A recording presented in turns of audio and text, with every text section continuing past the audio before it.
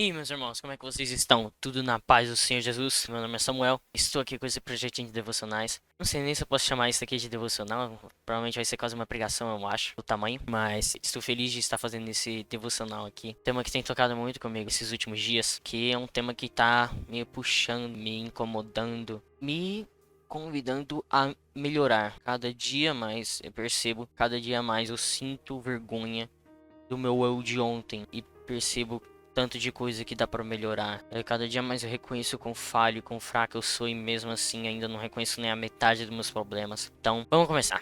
Hoje a gente vai falar um pouco sobre a história de Caim e Abel. É mais sobre o tema em si, sobre orgulho e humildade. Vamos estar lendo aqui em Gênesis capítulo 4, dos versículos 1 até o 9. Vamos lá. Adão teve relações com Eva, a sua mulher. Ela ficou grávida e deu à luz a Caim. Então ela disse: Adquiri um varão com o auxílio do Senhor. Depois deu à luz a Abel, irmão de Caim. Abel foi pastor de ovelhas e Caim foi agricultor.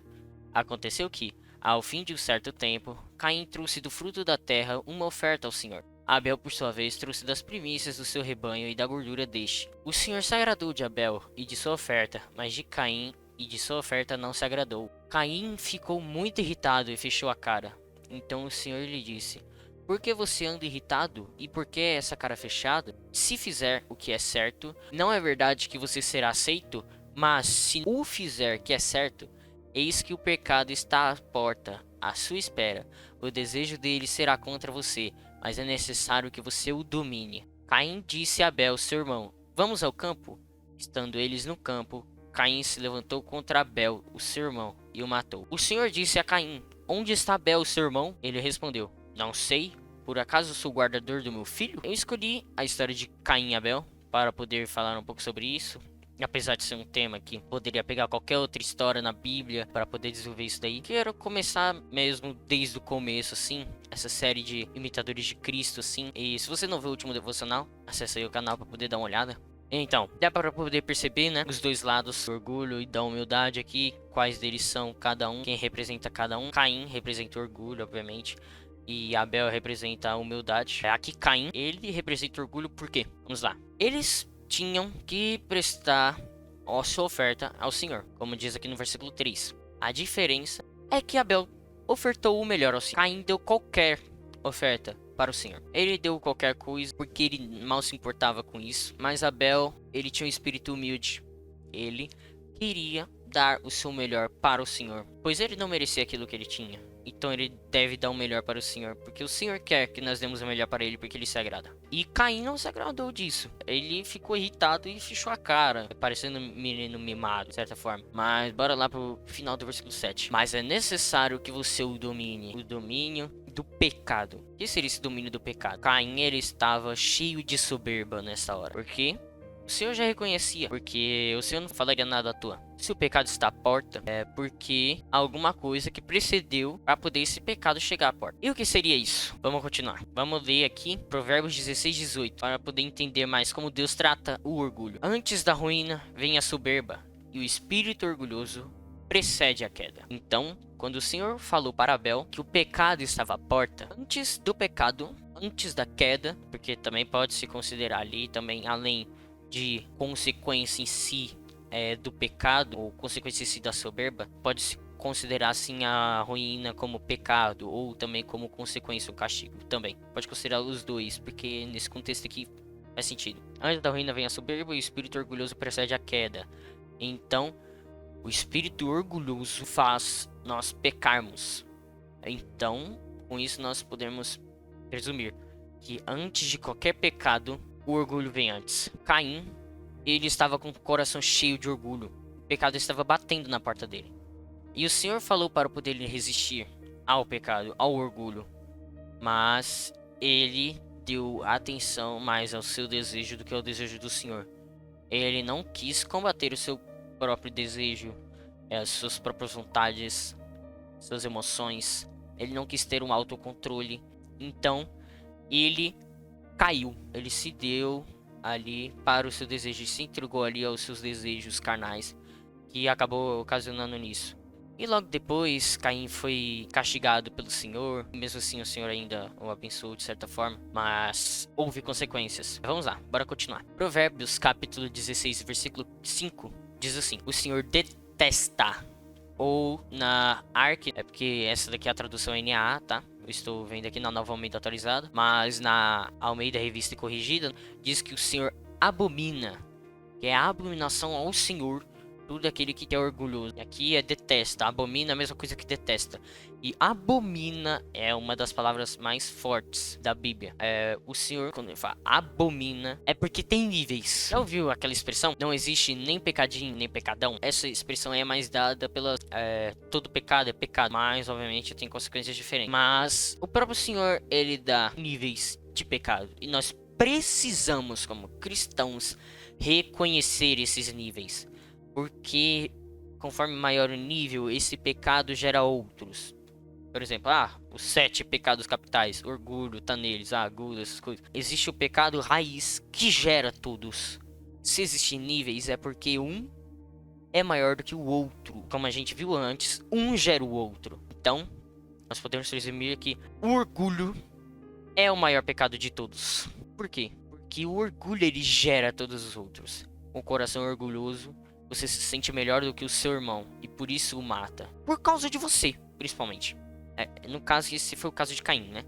Mas isso também se aplica em nossas vidas. Muitas vezes nós não achamos melhor do que nossos irmãos. E isso inconscientemente, porque o pecado já está implantado dentro de nós e nós não percebemos. O orgulho é uma cegueira. E nós precisamos pedir para o Senhor tirar essa cegueira de nós.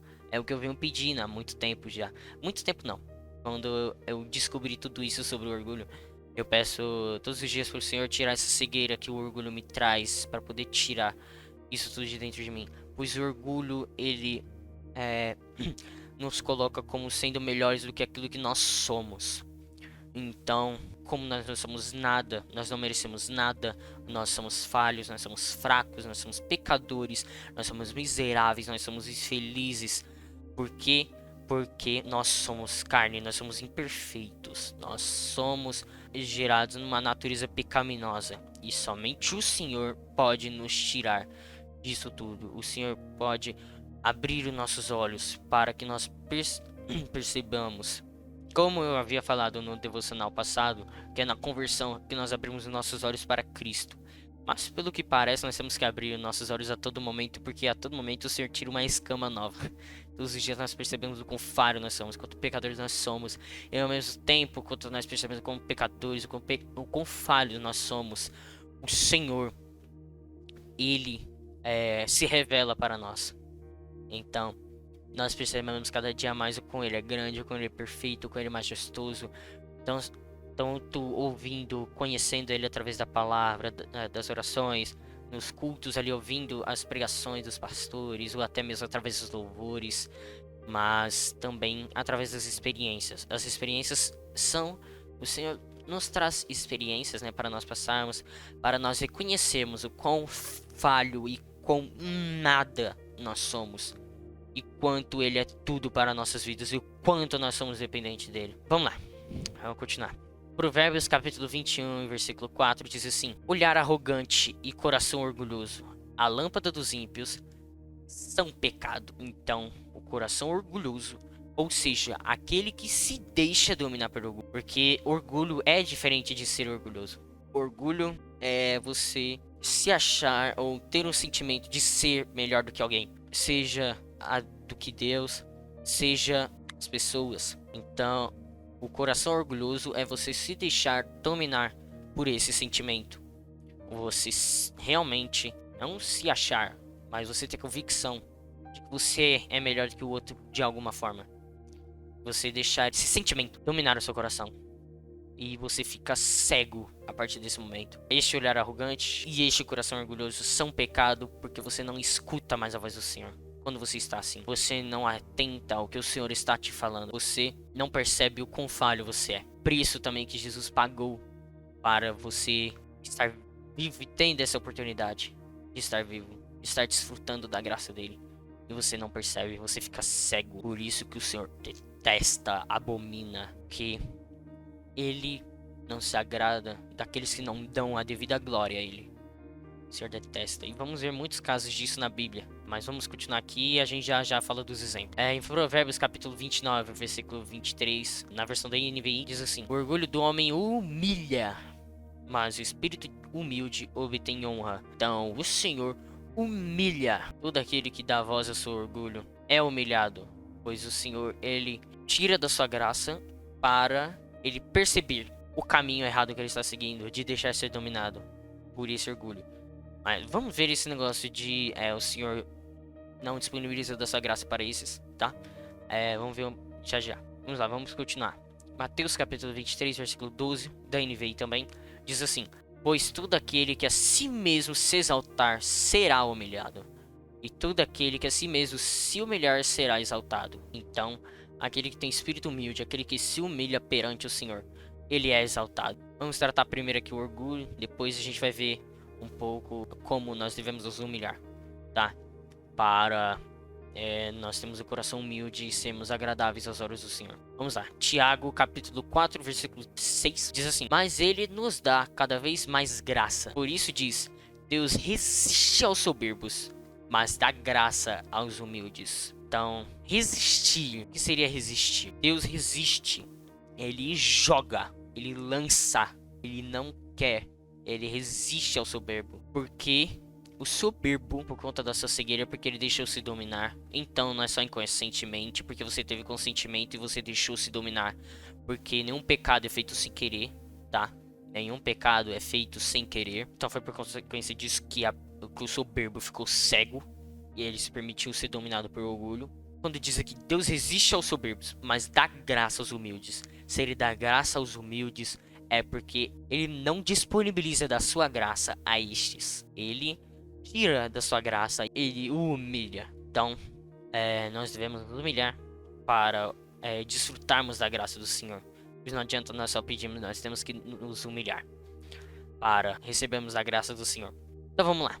Agora que nós percebemos como Deus trata o orgulho, essa parte o Senhor abomina, o Senhor resiste a estes que são soberbos, esses que dão voz ao orgulho, e o Senhor humilha, e é pecado todo tipo de orgulho. Então, vamos lá, agora que eu falei de todo tipo de orgulho, vamos ver as formas que o orgulho se apresenta. Em Jeremias capítulo 9, versículo 23, diz assim: assim diz o Senhor: não se glorie o sábio na sua sabedoria, nem o forte na sua força, nem o rico nas suas riquezas. Então, nesse versículo, vemos 3 formas de orgulho. Não se glorie o sábio na sua sabedoria. Então, o primeiro tipo é o orgulho no conhecimento.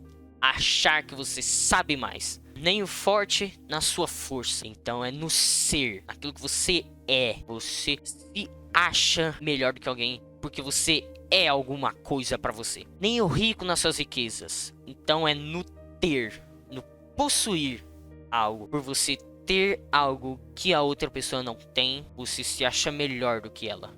Você se acha no direito de se achar melhor. E por isso que o Senhor resiste a esses. Que nós não devemos nos achar melhor do que alguém por conta do conhecimento, nem do ser e nem do possuir. Porque tudo isso foi o Senhor que nos possibilitou. Então nós não devemos nos gloriar por aquilo que o Senhor nos deu. Pois a glória não é para nós. É para o Senhor. O Senhor nos deu conhecimento para a glória ser destinada a Ele. Nós somos alguma coisa porque antes Ele nos permitiu ser isso. E Ele nos deu isso porque tudo, se nós devemos fazer tudo para a glória do Senhor, que eu acho que eu cheguei a comentar um pouco sobre isso, né? No devocional passado. Então, o Senhor nos deu tudo. Tudo que o Senhor nos deu é para nós glorificarmos. Seja de conhecimento, seja no ser, seja em tudo aquilo que nós temos e possuímos materialmente, vamos por assim dizer. Tudo isso é para a glória do Senhor. Agora, bora nos exemplos de orgulho. Vamos começar já aqui com o maior exemplo de orgulho. É aquele que nós não devemos sequer pensar em ser igual, né? Obviamente. Ezequiel, capítulo 28, versículos 12 ao 17. Filho do homem, faça uma lamentação sobre o rei Tiro e diga-lhe: assim diz o Senhor Deus: você era o modelo da perfeição, cheio de sabedoria e perfeito em formosura. Você estava no Éden, jardim de Deus, e se cobria de todas as pedras preciosas. sárdio, topázio, diamante, berilo, ônix, jaspe, safira, carbúnculo e esmeralda. Os seus engastes e ornamentos eram feitos de ouro e foram preparados no dia em que foi criado. Você era um querubim da guarda, que foi ungido. Eu estabeleci. Você permanecia no monte santo de Deus e andava no meio das pedras brilhantes. Você era perfeito nos seus caminhos, desde o dia em que foi criado até que se achou iniquidade em você. Na multiplicação do seu comércio, você se encheu de violência e pecou. Por isso, ó querubim da guarda, eu o profanei e lancei fora do monte de Deus. Eu o expulsei do meio das pedras brilhantes. Este exemplo aqui não é do rei Tiro. Rei Tiro não estava no Éden. Rei Tiro não estava no céu como querubim da guarda. Tiro não era rico assim. Tiro não tinha esse conhecimento. Tiro não era esse modelo de perfeição. O Senhor não está se referindo ao rei Tiro. O Senhor está se referindo a Satanás. Satanás simplesmente foi ser que conseguiu abranger essas 3 áreas do orgulho. Deixo essas 3 áreas do orgulho dominar. Por quê? Vamos lá, vamos desde o começo. Você era o modelo da perfeição, cheio de sabedoria. Então, ele tinha conhecimento. Ele tinha conhecimento. Todos os anjos percebiam a sua perfeição. Até o próprio Senhor percebia a sua perfeição. O quão sábio ele era. O quão perfeito ele era. Era. E perfeito em formosura. Você estava no Éden, jardim de Deus, e se cobria de todas as pedras preciosas. Ele tinha posses, ele era rico, tinha muitas riquezas: sárdio, topázio, diamante, berilo, ônix, jaspe, safira, carbunclo e esmeralda. Seus engastes e ornamentos eram feitos de ouro e foram preparados no dia em que você foi criado. Ele tinha muito. Você era o querubim da guarda, foi ungido. Nenhum anjo o Senhor dominou de ungido. Ele era o querubim ungido. Ele era diferente.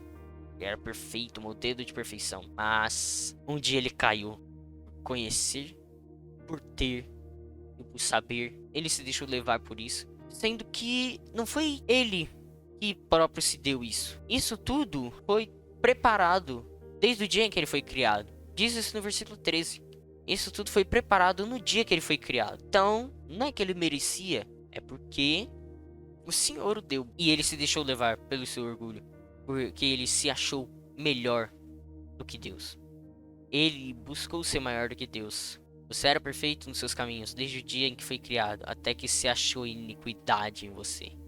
É o maior exemplo de orgulho que nós temos na Bíblia. Nós percebemos a consequência que isso gerou. Então, pensemos bem antes de ser orgulhosos. Bora lá. Segundo exemplo, em Gênesis capítulo 3, versículos 3 ao 6, diz assim: Mas do fruto da árvore que está no meio do jardim, Deus disse: Vocês não devem comer dele, nem tocar dele, para que não venham a morrer. Então a serpente disse à mulher: É certo que vocês morrerão, porque Deus sabe que no dia em que dele comerem, os olhos de vocês se abrirão, e como Deus, vocês serão conhecedores do bem e do mal. Vendo a mulher que a árvore era boa para se comer, agradável aos olhos, e árvore desejável para dar entendimento, tomou do seu fruto e comeu. Deus disse apenas um mandamento: Todas as árvores comereis, mas vocês não devem comer só dessa, porque ela vai fazer você morrer. Então, Satanás, ele distorce a mente da mulher. Ele mostra que ela pode, de alguma forma, ser igual a Deus. Ou até, de certa forma, ser melhor do que Deus. Porque ela achou que aquela árvore era boa para se comer. Sendo que o Senhor não tinha mandado ela comer aquela árvore. Se o Senhor não tinha mandado, é porque ela não era boa. E se ela achou que ela era boa, é porque ela julgou ter mais conhecimento do que o Senhor. Então, ela buscou ser maior do que o Senhor. O orgulho envolve ser melhor do que Deus,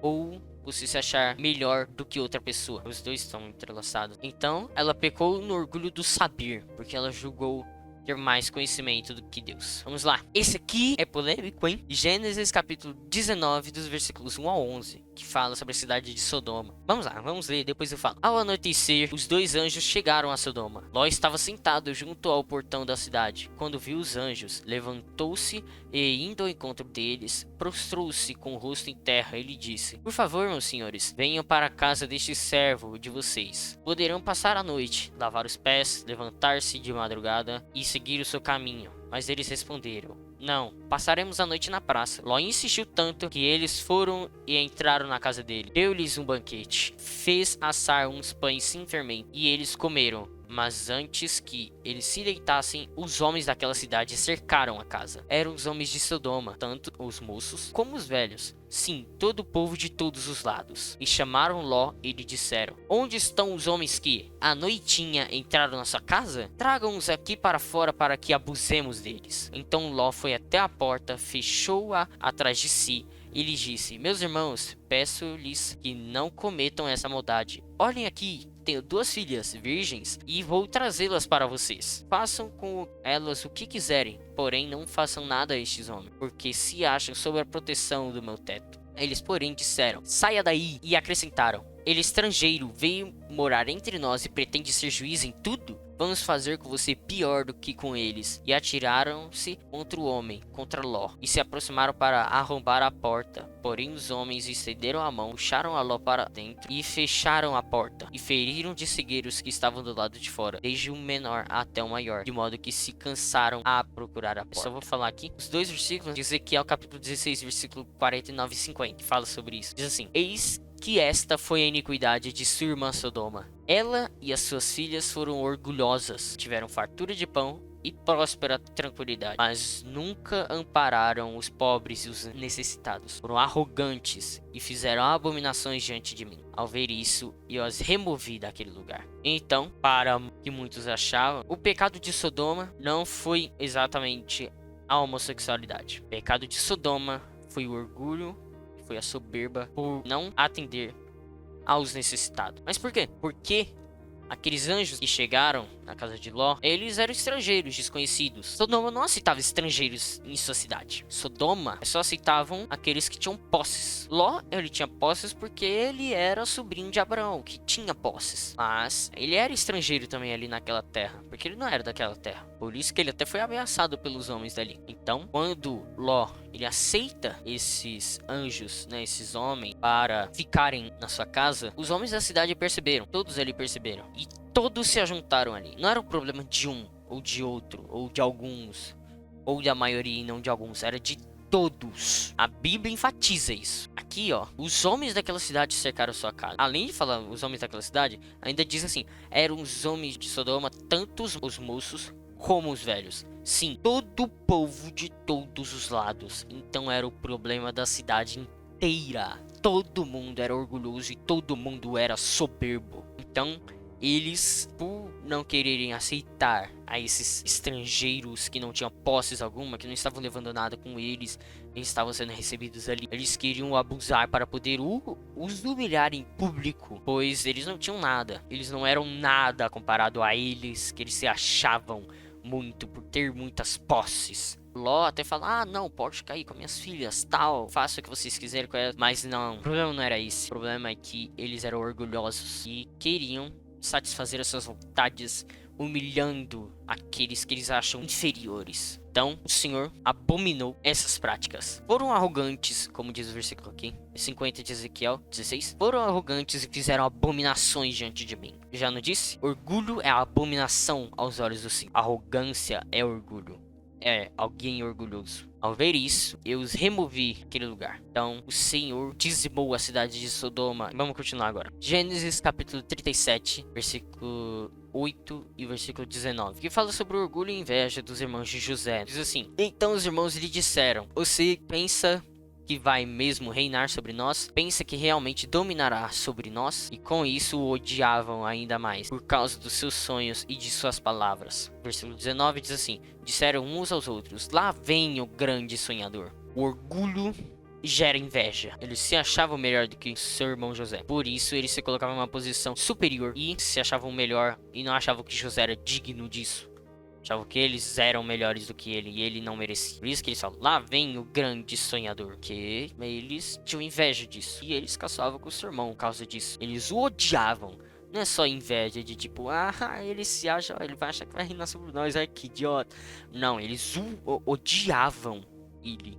Inveja gera ódio.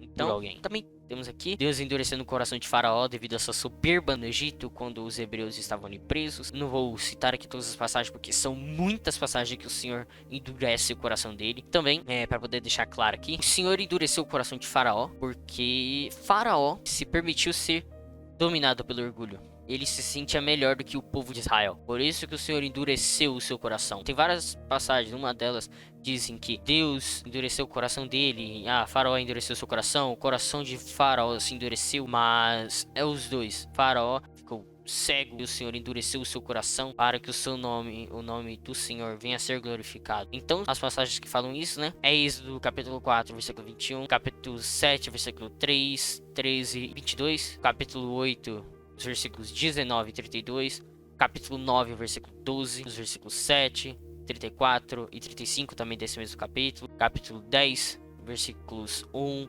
20 e 27, capítulo 11, versículo 10, capítulo 13, versículo 15 e o capítulo 4, versículos 4 e 8. Todas essas passagens mostram Deus endurecendo o coração de Faraó para que o seu nome venha a ser glorificado e por conta de sua soberba. Por isso eles foram castigados. Também, agora a gente vai falar sobre Miriam. Números, capítulo 12, versículo 6 até o 10, diz assim: Então o Senhor disse: Ouçam agora as minhas palavras. Se entre vocês há um profeta, eu, o Senhor, em visão, me faço conhecer a ele, ou falo com ele em sonhos. Não é assim com meu servo Moisés, que é fiel em toda a minha casa? Falo com ele face a face, claramente, e não por enigmas, pois ele vê a forma do Senhor. Como, pois, vocês não tiveram medo de falar contra o meu servo, contra Moisés? E a ira do Senhor se acendeu contra eles, e ele se retirou. Quando a nuvem se afastou de sobre a tenda, eis que Miriam estava leprosa, branca como a neve. Arão olhou para Miriam, eis que ela estava coberta de lepra. O Senhor castiga aqueles que são soberbos e invejosos,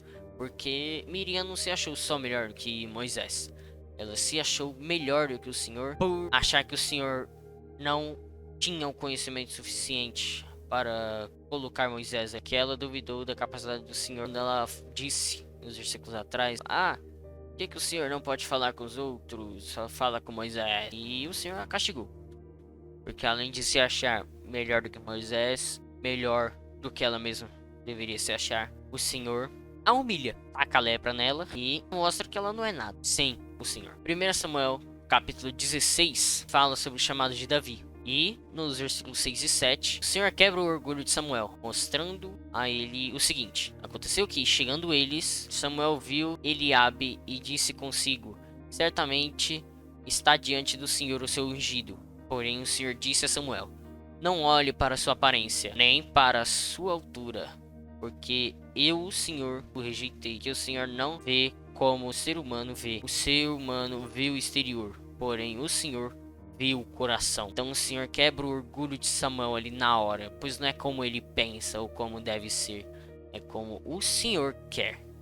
É de acordo com a vontade do Senhor. Ele se achou melhor do que o Senhor ali na hora, por achar que aquilo que ele achava, a beleza ou parâmetros que ele próprio colocou, seria maior do que a vontade do Senhor. Basicamente ele se esqueceu da vontade do Senhor. Por exemplo, 2 Samuel, capítulo 12, versículos 1 e 6. O Senhor enviou Natã a Davi. Natã foi falar com Davi e lhe disse: Havia numa cidade 2 homens, um rico e outro pobre. O rico tinha ovelhas e gado em grande número, mas o pobre não tinha coisa nenhuma a não ser cordeirinha que havia comprado. Ele a criou e ela cresceu em sua casa, junto com seus filhos. Comia da sua comida e bebia do seu copo. Dormia nos seus braços e ele a tinha como filha. Certo dia chegou o viajante à casa do homem rico. E este não quis pegar uma das suas ovelhas ou um dos seus bois para dar de comer ao visitante que havia chegado. Em vez disso, pegou a cordeirinha do homem pobre e a preparou para o homem que havia chegado. Então o furor de Davi se acendeu contra aquele homem, e ele disse a Natã: Tão certo como vive o Senhor, o homem que fez isso deve ser morto, e pela cordeirinha restituirá 4 vezes que fez uma coisa dessas e porque não se compadeceu. Natan ali, como a maioria, se não todos aqui conhecem a história de quando Davi pecou, né? A gente comentou até bastante sobre isso no último devocional. Davi, ele caiu com Betseba. Ele deixou o seu orgulho cegar ele. Ele matou o marido de Betseba e ainda tomou como esposa. Cometeu assassinato e cometeu adultério ao mesmo tempo. Mas antes de tudo isso, ainda veio o orgulho sobre ele. Então, Davi, ele se achou orgulhoso. Se achou melhor do que o marido de Betseba. Ele matou para poder satisfazer os seus próprios desejos. Ele deu voz ao seu orgulho, alimentou e cometeu o adultério. Não veio de início, é somente a vontade de querer ali adulterar ou querer ter uma mulher que não é sua, ou de querer matar, mas sim veio de achar melhor de alguma forma do que marido de Betseba.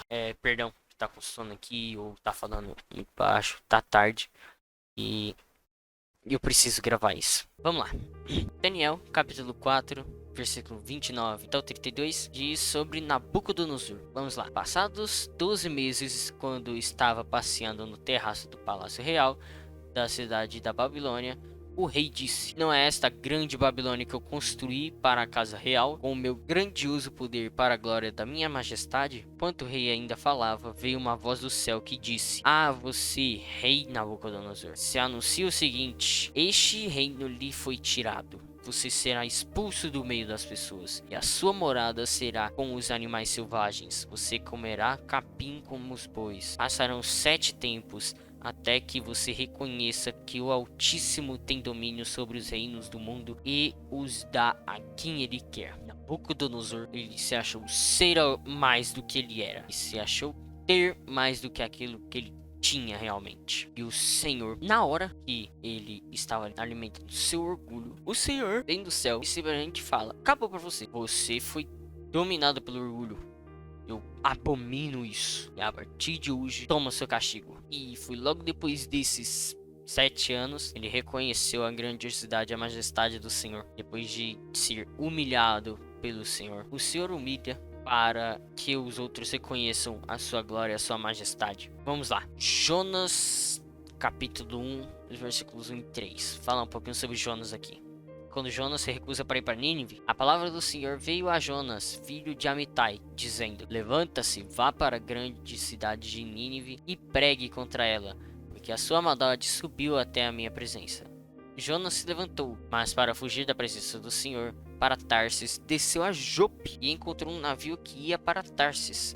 Pagou a passagem e embarcou no navio para ir com eles para Tarsis, para longe da presença do Senhor. Jonas, ele fugiu da vontade do Senhor. Isso tudo porque ele não quis ir para Nínive, porque ele se achava melhor do que Nínive. Por que ele se achava melhor do que a cidade de Nínive, né? Todos os moradores, porque todos os moradores ali, a cidade já tinha fama de ser uma cidade cruel, uma cidade violenta, uma cidade sem compaixão. Ele não queria que a cidade se arrependesse. E conforme a leitura de Jonas, a gente percebe isso. Jonas capítulo 4 é quando Deus quebra o orgulho de Jonas, que é no ser, porque ele se achava melhor do que a cidade de Nínive. Versículo 1.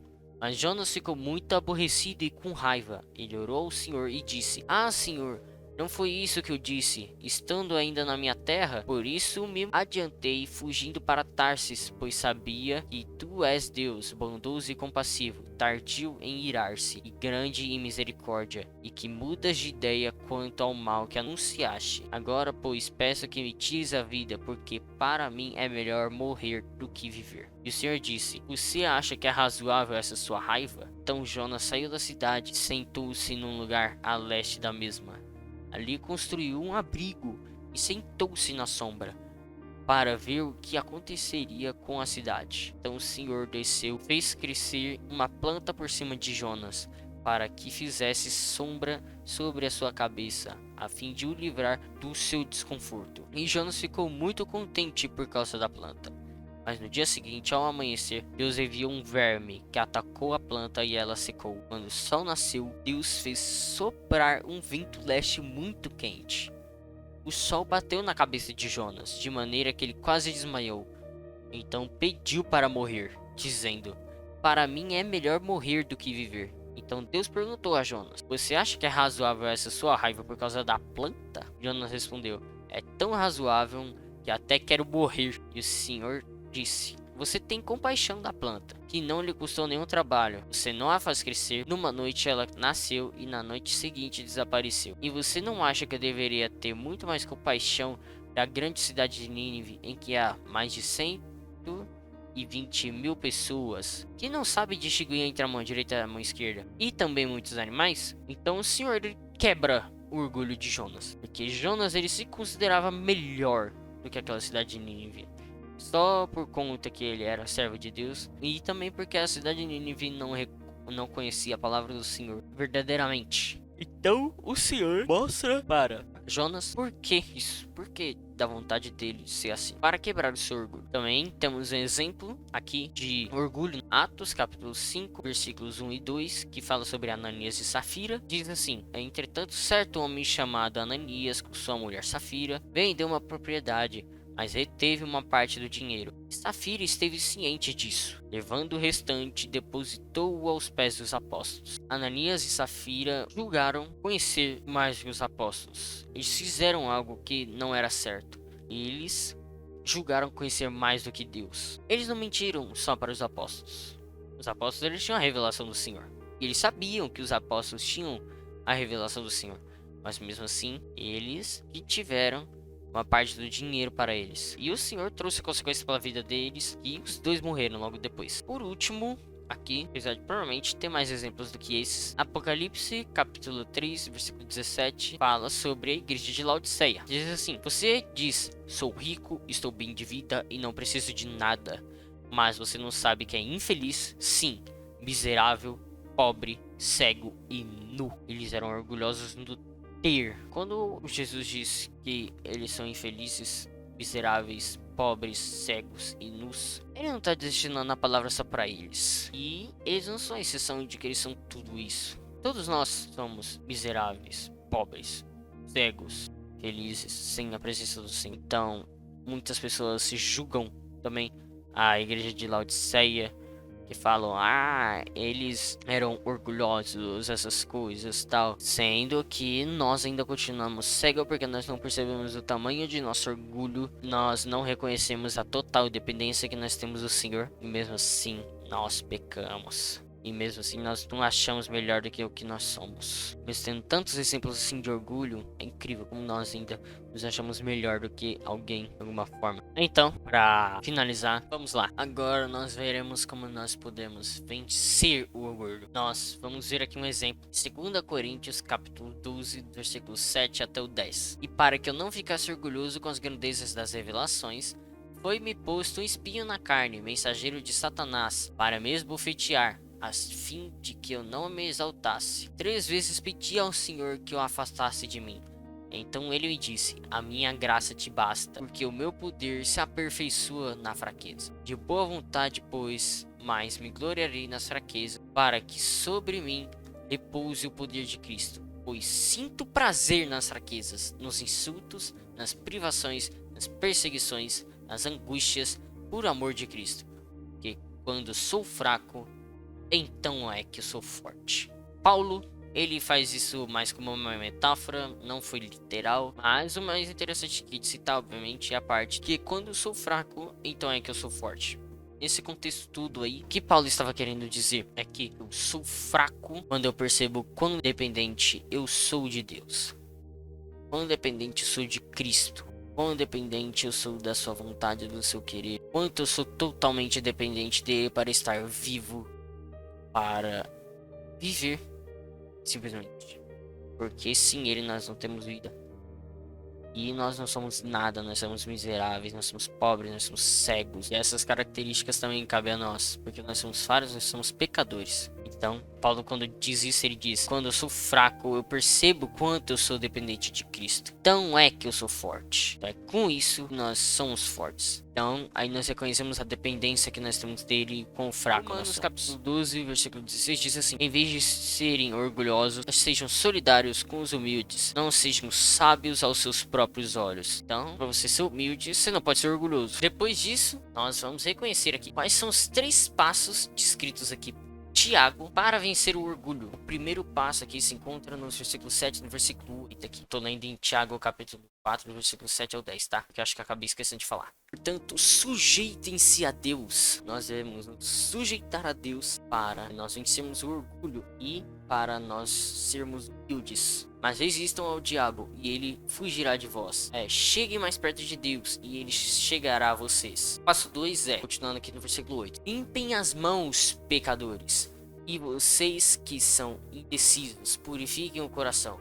Reconheçam a sua miséria. O primeiro passo é se sujeitar a Deus, se sujeitar à sua vontade, ao seu querer. O segundo passo é reconhecer a sua miséria, conhecer o quão falho, quão pecador, o quão miserável, o quão sujo você é. Lamentem e chorem, que o riso de vocês se transforme em pranto e que a alegria de vocês se transforme em tristeza.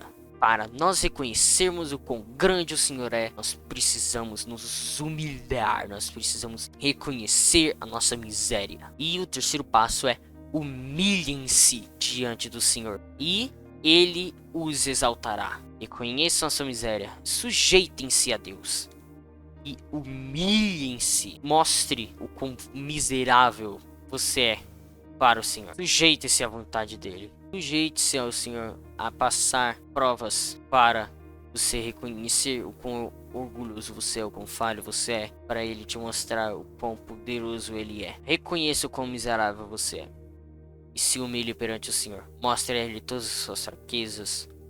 Mostre a Ele o quão miserável você é. E mostre para Ele o quão você é dependente dEle. Mostre para o Senhor o quão você necessita dele, o quanto você o ama, o quanto você o quer, porque você é totalmente dependente dele e você precisa agradecer com todas as suas forças e louvar e glorificar com todas as suas forças, o quanto você puder, sempre que puder, todo momento, não importa onde você esteja, a glorificar ele, humilhando-se, pois você não é digno, você é miserável. Como que o ser tão grande e infinitamente bom pode te amar? Como? Somente pelo amor dele você pode ser salvo, pois você não é merecedor de nada. Você é miserável, você é fraco, você peca, você tá sujeito a pecar.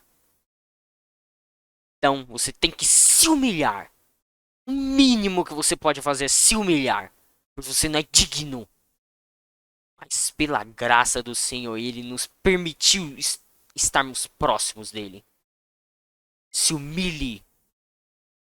Se humilhe. Lance para ele todas as suas fraquezas, o quanto você falhe fraco. Pois ele quer isso. Ele quer que você reconheça e mostre para ele. E quer que você também reconheça não somente o quão você falhe fraco. Você ficar focando só naquilo que é ruim seu. Isso vai te jogar na pura depressão e na pura ansiedade. E não é isso que o Senhor quer. Pois o Senhor não nos fez para nós ficarmos parados. O Senhor nos fez para nós tomarmos atitude.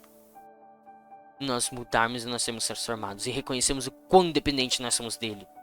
O quão amados nós somos por ele. Porque ele entregou a vida do seu único filho por amor de nós. Quem que faria isso? O amor dele é inexplicável. É um amor que nós não podemos mensurar. É um amor que nos toca, nos preenche. Não tem nada que preenche mais do que isso. O orgulho, ele nos cega e só por um momento de nossas vidas, ou até na nossa morte, a gente só descobre depois. Ele preenche o vazio dentro de nós, de alguma forma. Mas continua aquele buraco, só que ele nos cega pra gente não ver o resto. Porque nós somos feitos com um buraco de dentro de nós. A falta que só Deus pode preencher. Somente Ele pode preencher com seu amor, seu carinho. Com a sua glória, com a sua honra, nós devemos nos humilhar para que nós venhamos ser preenchidos por Ele. Pois nós não merecemos, pela graça do Senhor que nos restaura e que nos dá força para caminhar. É que nós podemos. Foi por causa dele. Por causa dele que você está vivo ainda. Foi pela misericórdia dele que o diabo ainda não te tomou. Vamos lá. Provérbios, capítulo 8, versículo 17 até o 19. Diz assim: Eu amo os que me amam, os que me procuram me encontram. Riquezas e honra estão comigo, bens duráveis e justiça. Fruto é melhor do que o ouro refinado, e o meu rendimento é maior do que a prata escolhida. Para nós nos humilharmos, nós temos que buscar ao Senhor. Nós temos que buscar, reconhecer esse amor. Os que me procuram me encontram. Riquezas e honra estão comigo. E que adianta você ser orgulhoso se ele é dono de tudo? Não é seu aquilo que você tem. O Senhor te deu. Ele te deu para que o nome dele venha a ser glorificado através das suas riquezas. Através daquilo que você tem. Através daquilo que você é. Através daquilo que você conhece. Pois nada disso é seu. O Senhor te deu. E é para a glorificação dele que ele te deu. Não se glorie por causa disso. Mas como Paulo diz, se glorie nas suas fraquezas. Porque aquilo é seu. Sua fraqueza é sua. E é por ela que você reconhece a grandiosidade dele. É por ela que você reconhece o quão dependente você é. Jeremias capítulo 9, versículo 24 diz assim: Mas aquele que se gloria nisso, em me conhecer e saber que eu sou o Senhor e faço misericórdia, juízo e justiça na terra. Que destas coisas me agrado, diz o Senhor. Ele quer que nós conheçamos a Ele. Se for para gloriar em alguma coisa, que nós vemos nos gloriar nas nossas fraquezas, porque essas fraquezas nos mostram quão glorioso, quão majestoso o Senhor é. E também nós devemos nos gloriar em conhecer o Senhor e saber que Ele é o único Senhor de nossas vidas. E não para nos compararmos com os outros, mas sim para conhecermos Ele. Cada dia mais a sua vontade, seu amor. Nós conhecemos o Senhor através da sua palavra, ou qual é a sua revelação, e da oração, através de experiências também. Muito falado isso no último devocional. Então, por fim, para nós finalizarmos, eu amei fazer esse devocional. Esse devocional tá falando comigo há muito tempo já. Quero me lembrar dele todo dia. Esse tema que eu estudei, porque é um tema que nós precisamos disso para cada dia nós nos lembrarmos disso. E se nós nos esquecermos, nós já estamos no fundo do poço. Nós já estamos cegos. Nós esquecemos que o orgulho pode nos afetar tanto. É porque nós já estamos cegos. Nós já estamos sendo dominados por ele. Então, concluindo, reconheçamos o quão fraco, infelizes, miseráveis, pobres, cegos e nus somos, para assim reconhecermos o quão totalmente dependente nós somos de Cristo, nos fortalecendo e nos tornando humildes, pois reconhecemos que essa força não vem de nós, mas sim de Cristo. Então, para nós reconhecermos a nossa fraqueza e a nossa total dependência que temos de Cristo, devemos buscar em conhecê-lo através da oração e da palavra, pois o Senhor diz que se agrada daqueles que o buscam e o amam, pois assim nós conhecemos a Ele e também a nós mesmos. Também João Calvino ele diz sobre isso, ele diz assim: tudo que é de ruim é meu, tudo que de ruim em mim sou eu, mas tudo que você vê de bom em mim é Cristo. Nós devemos reconhecer a grandiosidade de Deus Isso. Nós somos totalmente dependentes dele. Eu vou pegar a Bíblia. Então vamos fazer a leitura final aqui, ó. Vou pegar.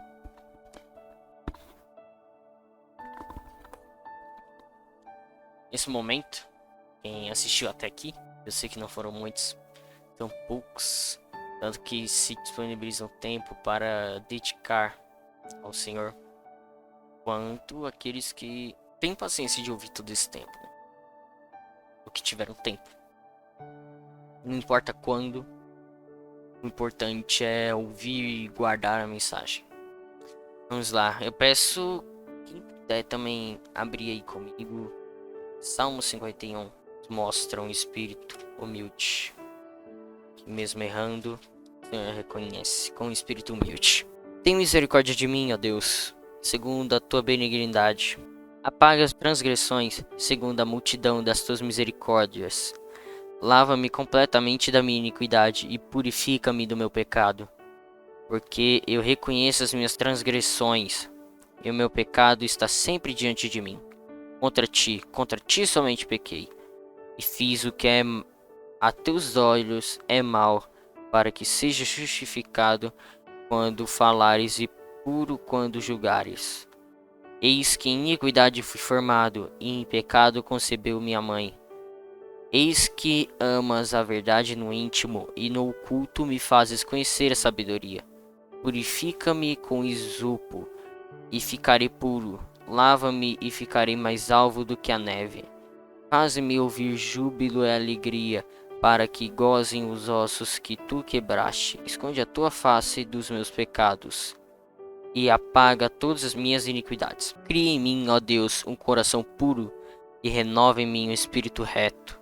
Não lances de fora da tua presença, não retires de mim o teu Espírito Santo. Torna a dar-me a alegria da tua salvação e sustém-me com um espírito voluntário. Então ensinarei aos transgressores os teus caminhos, e os pecadores a ti se converterão. Livra-me dos teus crimes de sangue, ó Deus, Deus da minha salvação, e a minha língua louvará altamente a tua voz.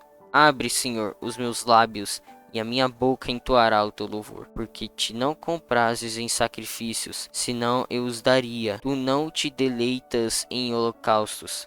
Os sacrifícios para Deus são o espírito quebrantado. Há um coração quebrantado e contrito não desprezarás, ó Deus. Abençoa Sião segundo a tua boa vontade. Edifica os muros de Jerusalém. Então te agradarás de sacrifícios de justiça, dos holocaustos e das ofertas queimadas. Então se oferecerão novilhos sobre o teu altar. Então, Salmo 51, que Davi escreve logo após ele ter cometido o pecado de homicídio, de adultério. A gente já comentou bastante sobre isso, tanto no último devocional quanto neste. E simplesmente o Salmo 51 é um exemplo que nós devemos seguir de humildade, de humilhação. Pois Davi ele reconhece o quão falho ele é, ele está sujeito à vontade do Senhor, ele está sujeito ao Senhor. E ele se humilha perante o Senhor, reconhecendo que ele é totalmente dependente do Senhor. Então, meus irmãos, esse devocional ficou bem grande, com a pregação, praticamente. Eu agradeço a todos que assistiram até agora. Peço para que compartilhem, para que não guarde essa palavra só para você, para que leve essa palavra para outros, pois essa palavra ainda é pouco pregada e é totalmente necessária para a vida de um cristão. Nós reconhecemos o quão falho, fraco nós somos, mas que nós reconheçamos a raiz disso tudo, que vem de nós mesmos, que vem do nosso orgulho, que vem da nossa soberba, e que nós devemos dominá-la, para que nós não venhamos deixar ser dominados. Nós vamos entregar tudo isso para o Senhor, humilhando. É isso. Eu peço para você, deixe seu like aí. Eu não tinha pedido isso no último devocional, mas de verdade eu peço isso para que ajude a divulgar o canal, né? Se inscreva, deixe o seu like e compartilhe aos outros, tá bom? E principal, receba essa palavra no seu coração e aceite ser mudado por ela. Ore para o Senhor todos os dias para que tire esse orgulho do seu coração. Que reconheça o quanto você é totalmente dependente dele. É isso, meus irmãos. Fique na paz, Deus os abençoe. E até o próximo devocional. Fica com Deus, Jesus te ama, um grande abraço e tchau.